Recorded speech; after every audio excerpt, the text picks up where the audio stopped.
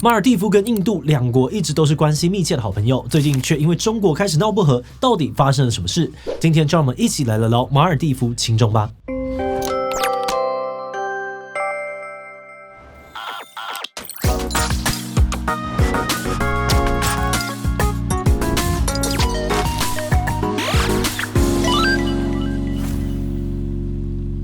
Hello， 大家好，我是志奇。1月初，印度总理莫迪在社群平台上面发布了旅游照片。他分享印度最小的联邦属地拉克沙群岛，景色优美，人民热情。没有想到，隔壁国家的马尔地夫有3位副部长因此批评莫迪是小丑和恐怖分子，引发了巨大的争议。虽然这3位副部长马上被停职但网络上面的战火已经点燃，不止很多的印度人非常愤怒，甚至印度第2大的旅游网站还宣布要无限期暂停待定前往马尔地夫的航班。为什么印度总理宣传自家景点马尔地夫要跑来掺一脚？而且还有人认为这背后的原因跟中国有关。到底马尔地夫跟印度发生了什么事？背后真的有中国介入吗？今天就让我们一起来讨论看看吧。不过在开始今天讨论之前，先让我们进行到工商服务时间。想要读书但又懒得带厚重的书本出门吗？各位读书人有福了！远流出版公司为了庆祝50周年，特别打造了拥有上千本藏书的电子书库，从人文史地、侦探推理到职涯思考，各类的书籍应有尽有。现在购买这些电子书呢，还有超优惠的方案，平均1本100元起，金庸全套更是史上最低价，单本100元就能够带回家。更棒的是，一本书只要买1次就能够启动跨域阅读模式，自由的切换 Booking 远流 App 还有读墨 App。此外，远流还推出了独家方案，让你可以用超优惠的价格把电子阅读器跟电子书一次带走。现在就点击资讯栏的连结，了解远流50周年阅读计划，享受自在方便的读书生活吧。在开始讨论之前呢，我们要先介绍一下马尔地夫这个国家。马尔地夫位在印度洋由1200个岛屿组成，其中只有100个岛屿有人住，总人口呢大约有53万人。马尔地夫以观光旅游业为主，根据世界银行的资料，观光占马尔地夫经济的1/3。在疫情之前，中国是马尔地夫最大的观光客来源，但疫情封控再加上经济不景气，最近2年印度成为了马尔地夫最大的观光客来源。印度和马尔地夫因为地缘关系有相近的民族、语言、文化跟宗教，而这2个国家的政治跟商业上呢，也都往来的非常的密切。1965年马尔地夫独立时，印度就是最早跟他们建立外交关系的国家之一。后来马尔地夫遇到政变以及缺水危机，印度也都伸出援手，提供援助，甚至还帮忙马尔地夫开医院旅游学校、饭店等等。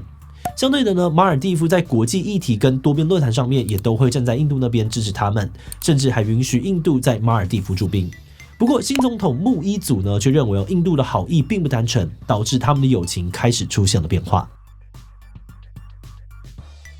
马尔地夫的新总统穆伊祖呢，本来是首都马列的市长，他非常反对印度在马尔地夫驻军，认为呢这会影响到马尔地夫的中立地位，而且过度的依赖印度也会有国内政治被干涉的风险。穆伊祖打着印度离开的口号参选总统，声称他是为了要维护国家的独立跟主权，最后获得了广泛的民意支持，在11月时正式的就任总统。上任的第2天他就要求印度撤离派驻在马尔地夫的军事人员。除此之外呢，穆伊祖还打破传统，原本历届总统当选之后都会先访问印度，但他第一次的国事访问去了中国，跟中国主席习近平以及总理李强开会。而会谈之后呢，他宣称中国即将成为马尔地夫最亲密的发展伙伴，还把双方的关系提升到全面战略合作伙伴关系，并且双方呢已经签署了20项的合作协议。所以也有人认为马尔地夫跟印度的关系破裂可能包含了中国因素的干扰。而这项推论呢，可以从马尔地夫的前总统亚门开始说起。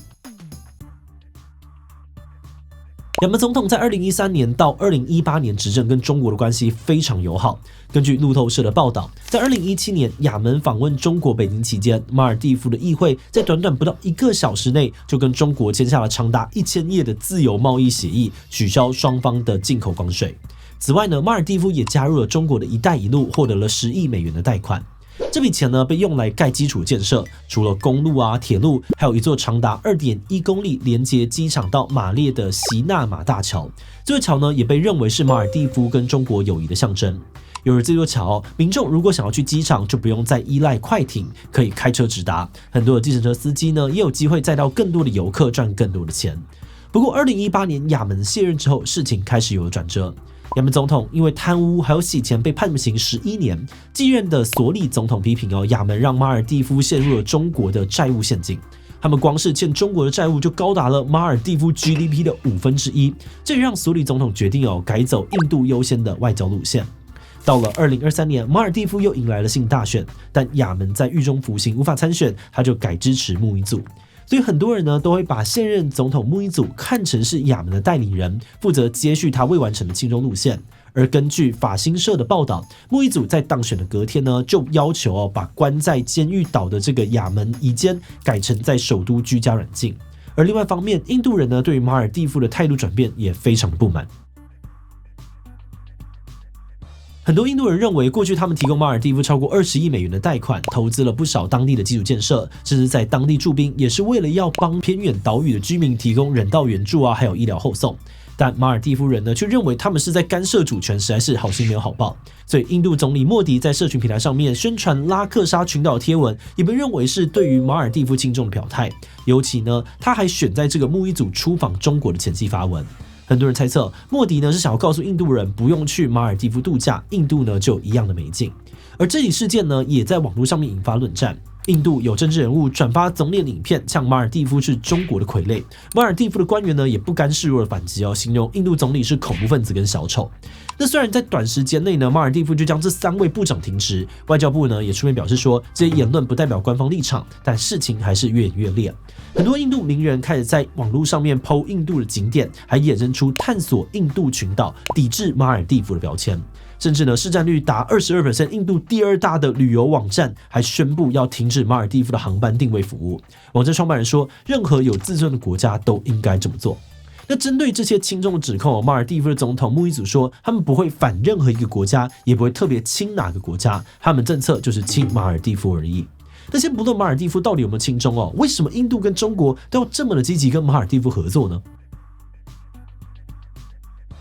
最主要的原因就是马尔地夫的地理位置。根据华府哈德森智库的研究员常伟贤博士分析，有很多国家的能源供应呢，特别是石油运输，都非常仰赖印度洋上面的海上交通线，而这条线路正好会经过马尔地夫附近的海域。像日本，他们从西亚进口将近90%的石油都来自于这条路线，中国也差不多80%的石油要从这里运过去。所以，只要有哪一个国家可以经过马尔地夫的同意，在这边常态性的部署海军舰艇，展示出呢保卫或是攻击的能力，那么他们就能够成为这条路线的保护者，甚至成为印度洋地区的领导者。因为印度洋上的其他国家都会希望跟这个区域的大哥保持好关系，获得安全保障。简单来说，只要谁能够提供马尔地夫保护，谁就有可能主导这条路线，甚至可能掌控印度洋的未来。有专家认为，如果中国在印度洋成为了新的守护者，那印度呢，目前在印度洋的影响力可能就会受到损害。这可能就是印度对于马尔地夫亲中抱持着高度的警戒，以及中国、印度长期竞争的原因之一。